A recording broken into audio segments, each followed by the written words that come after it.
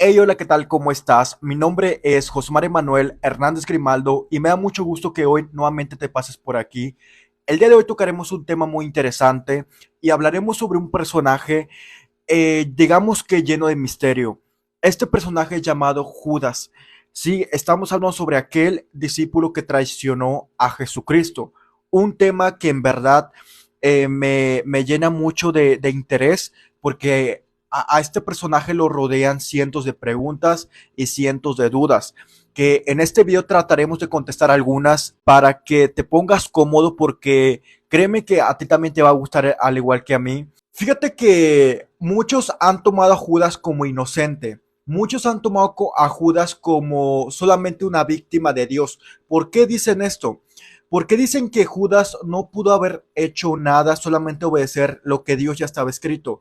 Sabemos por la Biblia de que mucho tiempo antes de que naciera Judas, mucho tiempo antes también de que Jesucristo viniera como humano a la tierra, ya estaba escrita, digamos que esta profecía de que iba a ser traicionado el Hijo de Dios. ¿Dónde encontramos esto? Denme un segundo que les voy a leer la cita bíblica. ¿Ok? Esto lo encontramos en el libro de Salmos, capítulo 4, versículo... No, disculpen. En el libro de Salmos, capítulo 41, versículo 9. Dice, aún mi amigo en quien yo confiaba, el que de mi pan comía, alzó contra mí su calcañar. Esto vemos su cumplimiento en el libro de Mateo capítulo 26, versículo 14, que dice, entonces uno de los 12, cuyo nombre era Judas Iscariote, fue a los principales sacerdotes. Versículo 49 al 49 dice, ahora bien el traidor les había dado una señal diciendo, al que besare es el hombre el cual deben agarrar. Y al instante se acercó a Jesús y le dijo, saludos, rabí, y lo besó. Date cuenta que aquí está la profecía y el cumplimiento. Nuevamente repito, cientos de años antes de que Judas naciera en la tierra y de que Jesucristo viniera como hombre aquí al mundo a salvar a la humanidad, ya estaba escrita la traición de Judas. Algo que me impresiona mucho del libro de Salmos es que el autor, el escritor, perdón, quien fue el salmista David, tuvo mucha profecía sobre Jesucristo. Tuvo mucha, digamos que, conocimiento previo de antes del sacrificio de Jesús. Está también un versículo, un texto que dice que tienes que honrar al Hijo y también a Dios. Es impresionante todo esto, hermanos, como la Biblia desde un inicio, desde el Génesis, desde Bereshit en hebreo, ya estaban las profecías de Jesús. Jesús es aquel Salvador que muchas personas esperaron. Te decía, la otra vez estaba comentando sobre esto, que haz de cuenta que en el libro de Génesis, cuando el ser humano cae en pecado, pues, disculpen, cuando Adán y Eva, pues, cometen el pecado, vemos cómo Dios pone en enemistad la simiente de la serpiente y la simiente de la mujer. Dice el texto bíblico que de la simiente de la mujer iba a aparecer alguien que iba a aplastar la cabeza de la serpiente. Simbólicamente la serpiente es Satanás y simbólicamente te dan a entender que un día iba a nacer alguien de una mujer que iba a acabar con todo el imperio satánico diabólico que tenía el diablo. Y pues nació Jesucristo. Todas las personas, o sea, generación tras generación, creyeron en esta promesa, en aquella simiente prometida. Como le decían, la raíz de David. Fíjate que Satanás no siempre tuvo que querer evitar este tipo de profecía. Lo intentó con pueblos alejanos al pueblo de Israel, al pueblo judío, lo intentó con los filisteos, con los amorreos, con los jerseos, todos estos grupos de pueblos intentaron acabar el linaje donde iba a surgir Jesucristo, que sería el linaje de David. Por eso se llama Jesús como la raíz de David. Es interesante porque Satanás intentó también contaminar este linaje. Este es un tema que me parece espectacular, en pocas palabras. Porque en el libro de Génesis es un tema más que conocido para mí y para mis seguidores, porque hablo mucho sobre este tema, pero aquí hay un tesoro, hermanos. Quiero que más gente descubra este tesoro. En el libro de Génesis, capítulo 6, versículo 2, se nos habla sobre un grupo titulado como los hijos de Dios, los Bene Elohim. Dice en el libro de Génesis que cuando los hijos de Dios vieron que las hijas de los hombres eran hermosas, tomaron para sí mujeres y procrearon, tuvieron ascendencia.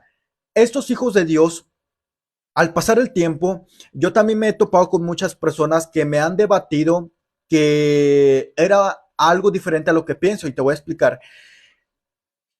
Por base bíblica que he visto, puedo decir que estos hijos de Dios eran ángeles, los Bene Elohim en hebreo.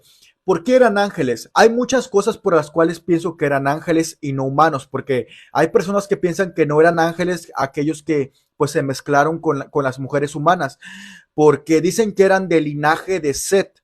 Sin embargo, por más que tú hoy en la actualidad mezcles, digamos que una persona creyente con una no creyente, no te va a salir como resultado gigantes. Sin embargo, en el libro de Génesis dice que de esta unión salieron gigantes híbridos, gigantes que, pues, ahora sí digamos que gigantes que atacaban a la humanidad.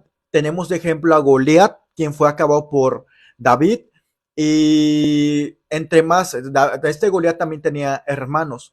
Y además de que el texto es claro, hace una separación cuando dice los hijos de Dios y las hijas de los hombres. Separa la humanidad y la espiritualidad. Aquí hace cuenta que Satanás intentó usar este método para corromper aquel linaje en el cual iban a ser Jesucristo. Sin embargo, no obtuvo victoria porque pues tiempo después vemos cómo Dios acaba con toda esta descendencia de gigantes en el diluvio que hubo en los tiempos de Noé y pues deja solamente a una familia que sería la de Noé. Dice la Biblia que Noé fue justo y el texto original te da a entender que fue limpio en su linaje, o sea, que no se contaminó. Que no se contaminó, pues que digamos con, o ascendentes, no se contaminaron con estos ángeles, por eso se dice que es justo. Y pues sabemos que sobrevivió el linaje de Jesucristo, Satanás no obtuvo la victoria. También Satanás intentó acabar con Jesucristo estando aquí en la tierra. Fíjate que Dios es espléndido. Dios hace de las cosas malas buenas. ¿Cómo es esto? Te voy a explicar. Mira, así como pasó con Judas, que Judas, Dios en su omnisciencia, ya sabía que Judas iba a traicionar a Jesucristo. Dios en su omnisciencia ya sabía que Satanás se iba a rebelar. Para esto, para muchas personas esto es muy difícil de entender, porque dicen, ¿por qué si Dios ya sabía que Satanás y Judas y Adán y Eva se iban a rebelar, por qué no los detuvo? ¿Por qué Dios no detuvo a Judas, ni a Satanás, ni a Adán y Eva para que no comieran el árbol de la vida? Mira, es muy diferente nuestra mente humana. Nuestra mente humana es muy finita. Nuestra mente humana no es como la de Dios, porque actualmente nuestros pensamientos, nuestro corazón, nuestra alma, Jesucristo dijo que todo lo malo viene de nuestro corazón. Por ende, si tú tratas de pensar y dar respuesta a esta pregunta con tu corazón, vas a llegar a que Dios es malo, a que Dios no hizo nada, a que Dios esto y el otro. Mejor basémonos conforme dice la Biblia.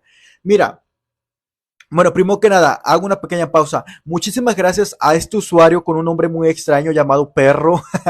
Pero Dios te bendiga por las donaciones. Dios te bendiga, hermano. Gracias. Dios bendiga a los donadores. Bienvenidos. Agradezco mucho que hoy se estén pasando por aquí. Estamos hablando sobre un personaje misterioso. Yo diría que la traición más grande de toda la historia humana, de toda la historia jamás, de toda la historia de la creación, que fue la traición de Judas a Jesucristo. Hay mucho misterio aquí, mucho enigma, por así llamarlo. Es difícil entender la mente de Dios. La misma palabra de Dios, la misma escritura inspirada por el Espíritu Santo te dice, mis pensamientos no te deja bien claro que Dios es Dios, tú eres humano.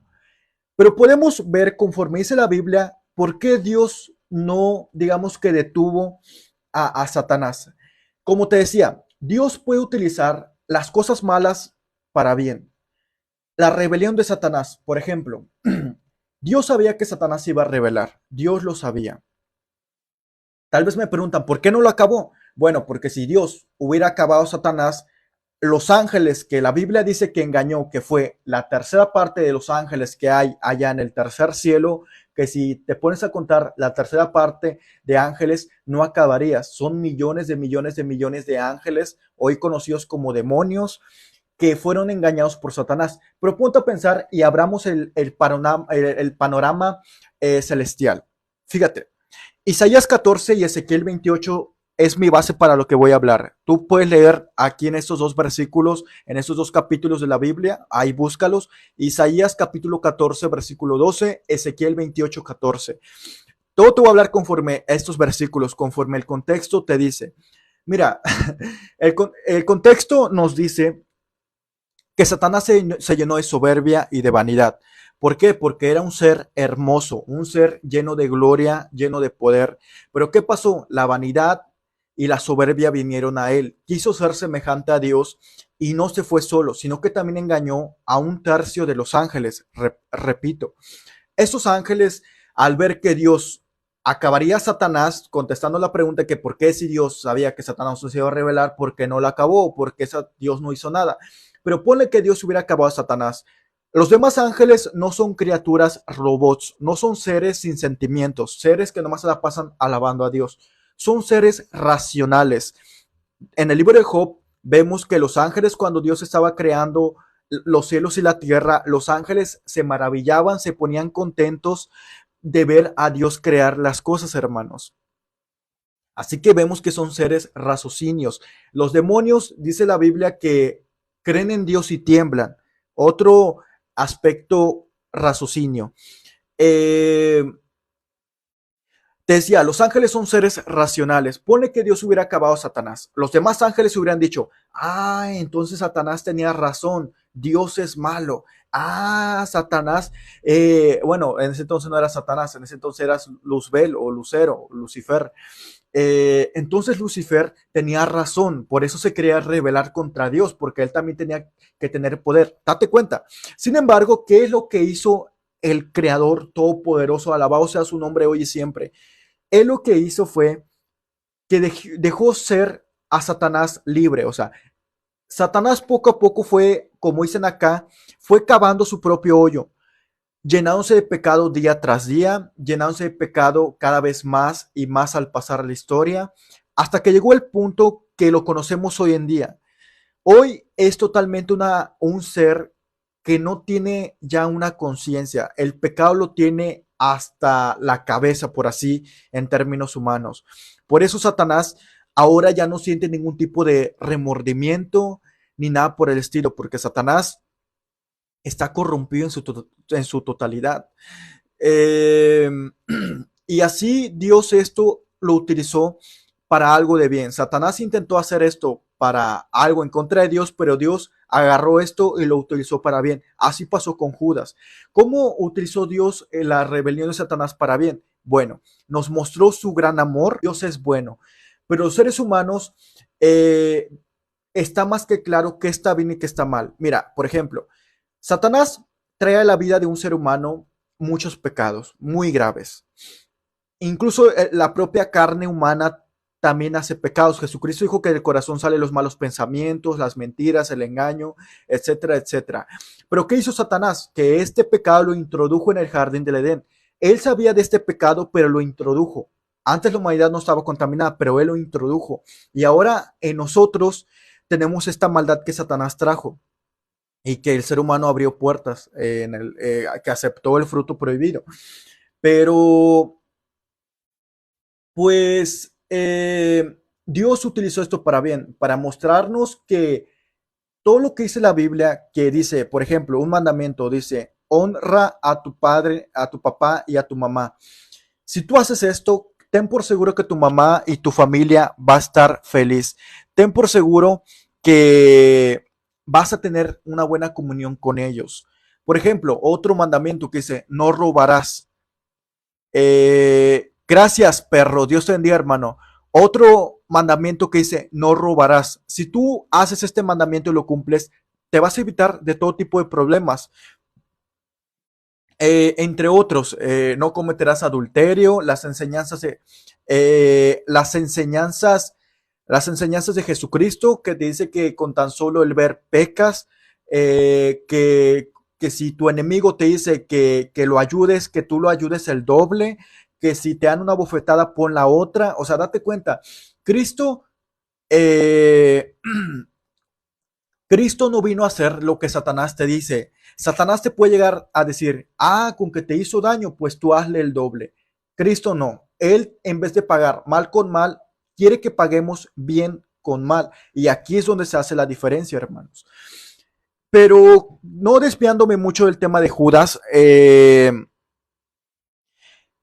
te decía, Dios es su omnisciencia, ya sabía que Judas se iba a revelar.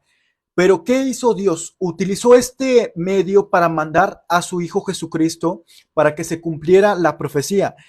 En el libro de Hebreos y en el libro de Judas me parece muy interesante lo que hay un texto que dice que las ciudades de Sodoma y Gomorra fueron destruidas por causa de su pecado. Y también se habla sobre los ángeles, aquellos ángeles que pecaron, que te estoy hablando del libro de Génesis capítulo 6 versículo 2, si no me equivoco, que se mezclaron con la humanidad, que dice que fueron tras carne extraña, así es el texto bíblico, vamos a leerlo. Esto, perdón, me equivoqué del libro, lo encontramos en segunda de Pedro capítulo 2 versículo 4 al 22. Dice el texto bíblico, porque si Dios no perdonó a los ángeles cuando pecaron, sino que los arrojó al Tártarus, metiéndolos en tenebrosas cavernas y los guardó para el juicio final. Tampoco perdonó al mundo antiguo que cuando mandó el diluvio sobre los impíos, aunque protegió a 8 personas, incluyendo a Noé, predicador de la justicia, además condenó a las ciudades de Sodoma y Gomorra y las redujo en cenizas. Date cuenta cómo Dios aquí establece juicio para las dos naturalezas. La angelical, que dice que Dios no perdonó a los ángeles en su estado pecador, y también establece las ciudades de Sodoma y Gomorra. Estas ciudades aparecen en el libro de Génesis, que también fueron ciudades malvadas, corrompidas en pecado, al grado que Dios tuvo que mandar del cielo granizo y fuego. Date cuenta, Dios aquí dice, se portan mal los ángeles, los mando a castigo eterno. Al igualmente los humanos, a castigo eterno. Date cuenta que el único camino es Dios, hermanos. No porque a Dios le debamos a algo, lo pongamos triste, sino que es porque es lo mejor para cada uno, hermanos. Tenemos que obedecer lo que dice la palabra de Dios. Tal vez ahorita con esta carne pecadora, pues nos es difícil entender todo esto, pero vas a ver y pidiéndole revelación a Dios que vas a lograr hacer cosas grandes en tu vida. Bueno, a ver, ahora sí, como ya sabrán, antes de empezar la transmisión, suelo hacer algunos apuntes sobre el tema, más que nada para no desviarme tanto como lo estoy haciendo ahorita. Pero ahora sí, vamos a leer lo que apunté. Ahí les va. Apunté. Si bien no podemos estar absolutamente seguros de por qué Judas traicionó a Jesús, algunas cosas son ciertas. Primero, aunque Judas fue escogido para ser uno de los 12 discípulos, según pongo cita bíblica, el libro de Juan, capítulo 6, versículo 64, toda la evidencia bíblica apunta al hecho de que nunca creyó que Jesús fuera Dios. Incluso puede que no estuviera convencido de que Jesús era el Mesías, así como lo entendió Judas. A diferencia de los otros discípulos, a Jesús siempre lo llamaron como Señor.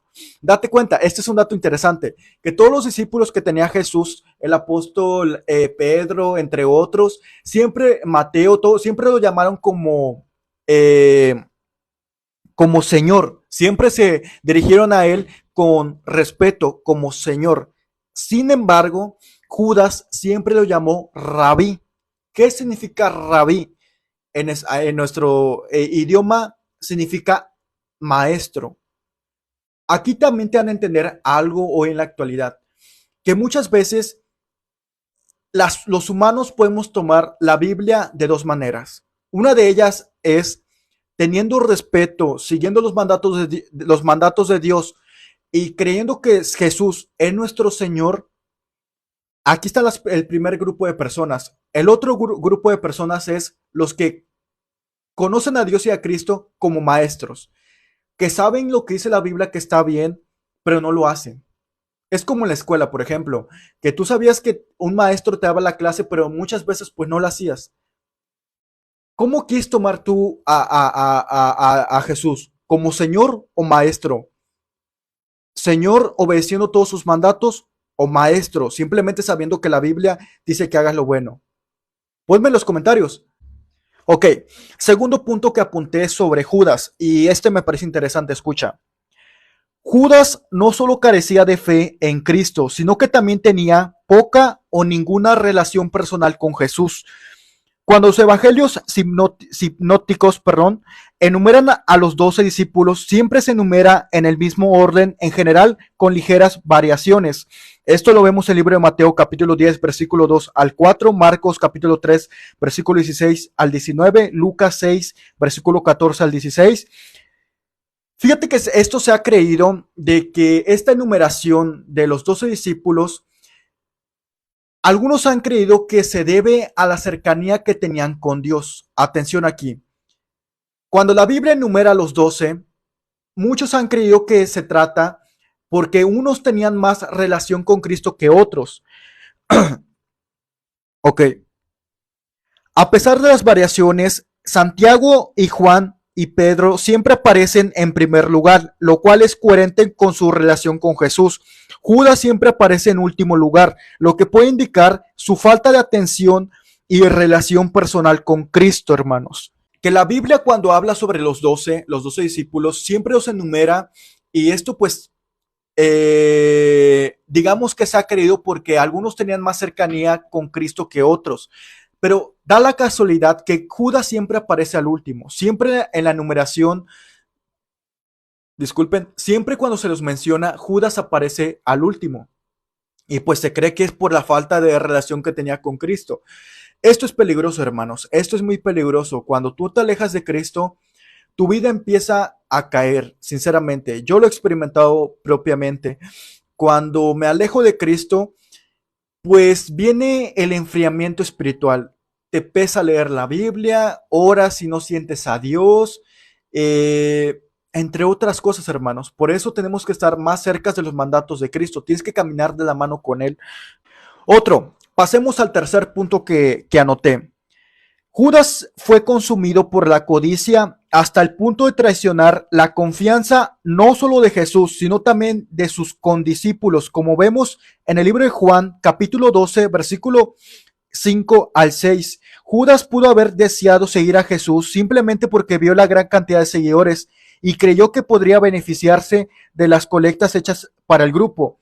El hecho de que Judas estuviera a cargo de la bolsa de dinero del grupo indicaría su interés en el dinero. Juan capítulo 13, versículo 29. Por eso les digo, hermanos, que la avaricia, la codicia, la ambición de querer más de lo que Dios te da, puede llegar a ser pecado, hermanos. Como te decía, y te ponía el ejemplo más grande que tú puedes ver en la Biblia, que es Satanás. Satanás tuvo ambición de poder. ¿A qué grado? Al más alto. Dice la Biblia que no hay más alto que Dios, que fuera de Dios no hay Dios. Satanás quiso ser como Dios, su ambición llegó a lo alto. Judas lamentablemente se dejó llevar por los bienes materiales.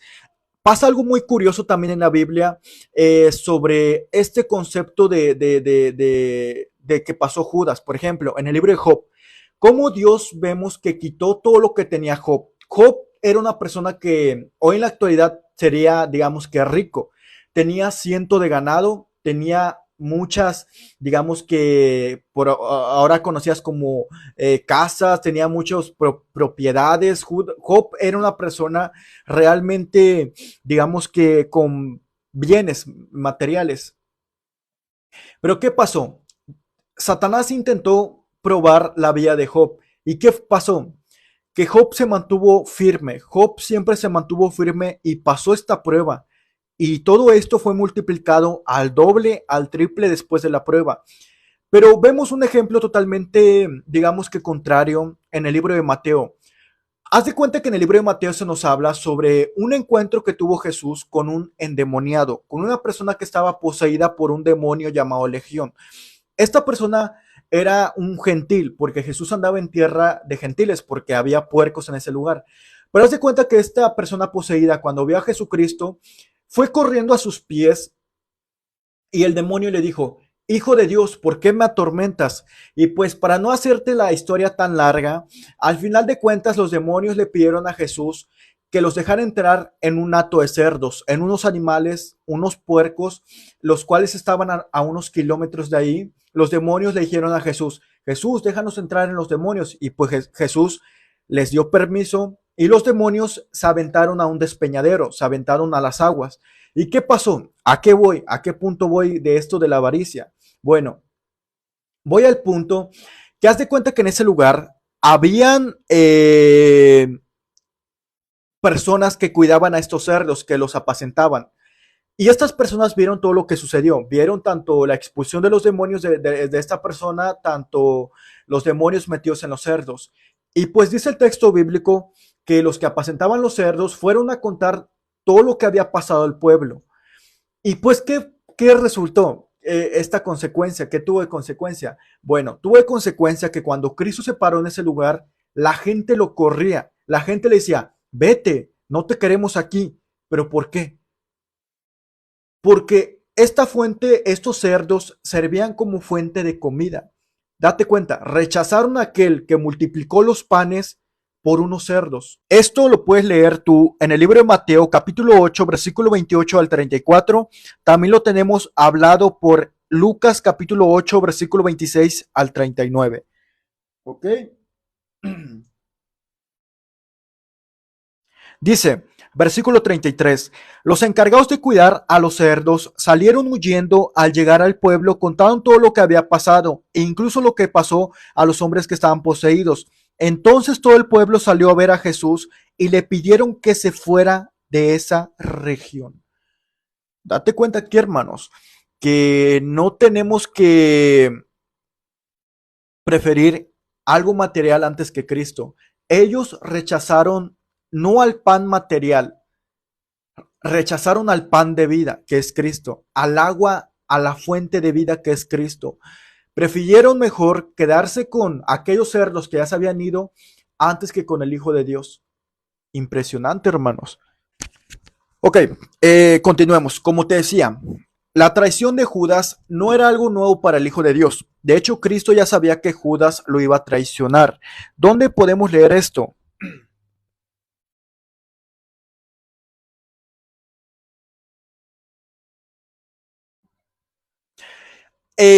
Me gustaría primero hacer que tengan memoria, o si no has leído la Biblia, ahorita te voy a dar el contexto, pero haz de cuenta que cuando Jesús, voy a leer lo que escribí y ahorita te lo explico.